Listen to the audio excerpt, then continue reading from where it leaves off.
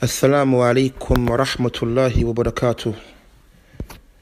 Inshallah, some of the ikhwa from Reading, Berkshire, after there's been an issue in our town, unfortunately an issue, and there has been a split between a party or two parties of Salafi brothers, then we intend to compile and release a series of audios addressing the issues that's actually taken place between these two parties. And we will discuss in detail the incidents that took place at Masjid Salafi, Lidford Road. Now at this point, we really want to mention and stress the fact, and we really want the listener to understand, it's imperative that they understand, that we actually had no intention and we had no desire to address this issue publicly. We did not intend to release anything pertaining to this issue. We remained silent and we plan to keep it that way. Even after the conference in Reading, where some of the du'at came down and there were many indirects that were fired, and even after Abu Khadeejite, Abdul Wahid, came down late last year, and he came down and he ranted, and in his rant was slander and kadhib, and he lied. And from those lies and slander was that we seek fame, and that we seek position, and that we have personal issues with the Reading Shura, and that we are trying to sow seeds of enmity between the believers, and that we have abandoned Sheikh Rabi, and that we have caused tafarruq, and that we may even be infiltrators trying to divide the ranks. Even after all of this, and before that, the Reading Shura themselves releasing a statement on their Twitter and putting on a WhatsApp group, the famous Manhaj Nights, which has over 100 members, when they released a statement saying that the masjid was actually currently facing a smear campaign by a small group of individuals, that being ourselves, that the masjid was actually in a decline or decreasing in their finances due to a smear campaign by some brothers from Reading. And that this group, they said, was attacking the dawah and it was attacking the masjid.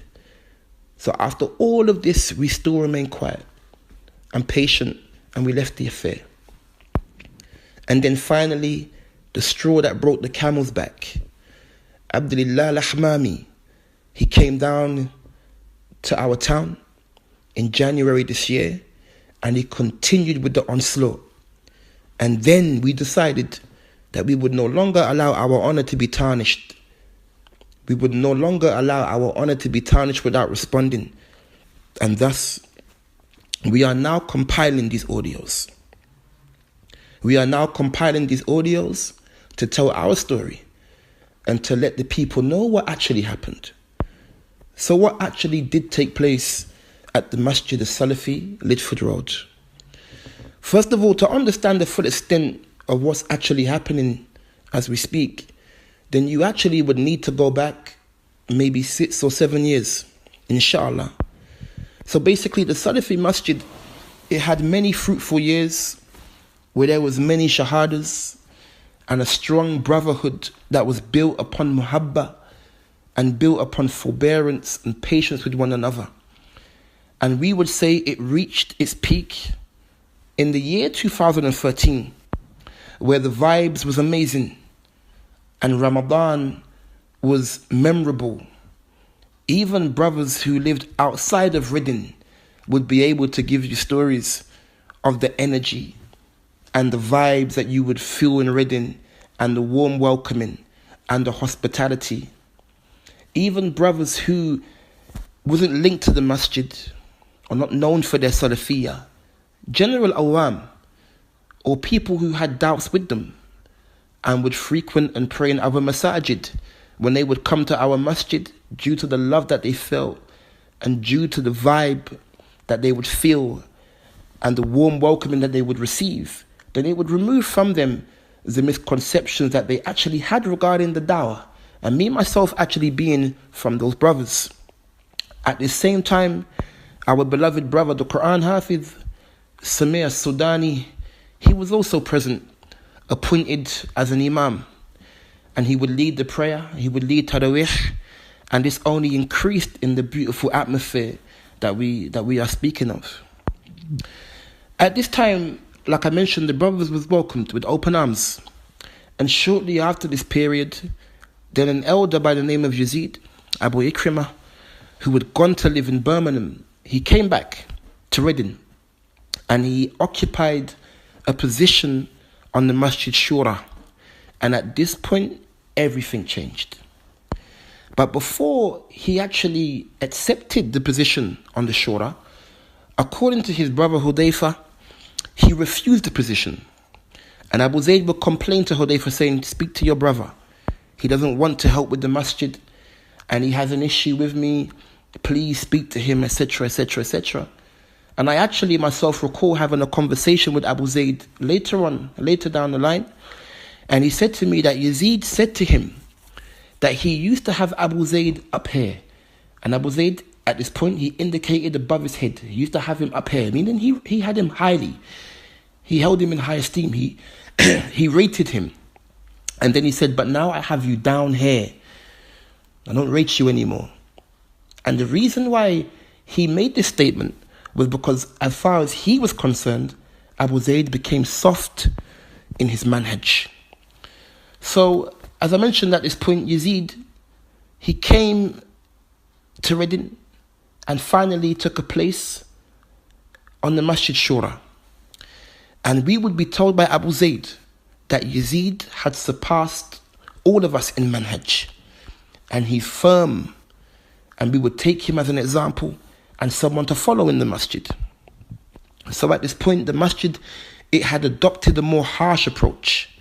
Some brothers were advised to stop playing football with some ikwa that we used to play with. Brothers who actually would be coming to our masjid. And we would stop giving salams and returning the salams to some of the brothers who actually was coming to pray in our masjid. And we would no longer allow certain brothers to come and play football with us. Brothers who, again, were actually coming to our masjid. And the tone of the lessons had also changed. For example, the lessons by Abu Hakim, stories of the prophets, were cancelled. And they stopped out of nowhere. And we actually studied with Yazid, Abu Hakim's tapes against Abu Osama as an open lesson for the general masses. And at this point, the dawah basically came to a standstill. It was dead. I actually myself can recall, I used to lead the prayers for Maghrib and Isha on a Saturday. And I remember there was times I would actually go to the masjid to lead the prayer. And I would be praying on my own. No one behind me or no one to the side of me. The masjid literally was just going downhill. And it was getting worse and worse and worse and worse. The youth who used to come no longer attended the masjid. The decline was clear for us all to see. And at this point, some of the brothers became concerned with the dawah. And we decided that it's best, we need to speak to our elders and air our concerns.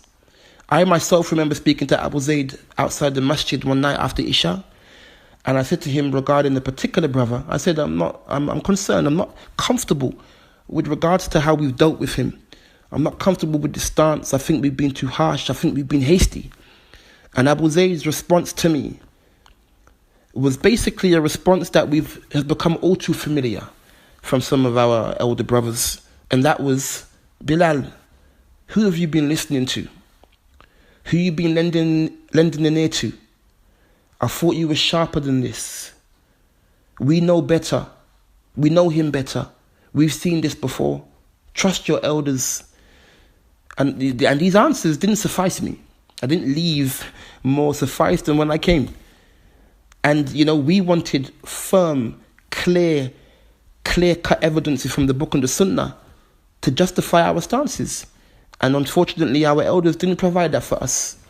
So a few of the brothers, them being myself, Abu Idris, Isa, Abu Maymuna, Abdul Latif, and Khalifa, then we arranged to sit down with Abu Hakim, Bilal Davis, and to speak about some of the concerns that we had that our elders did not answer.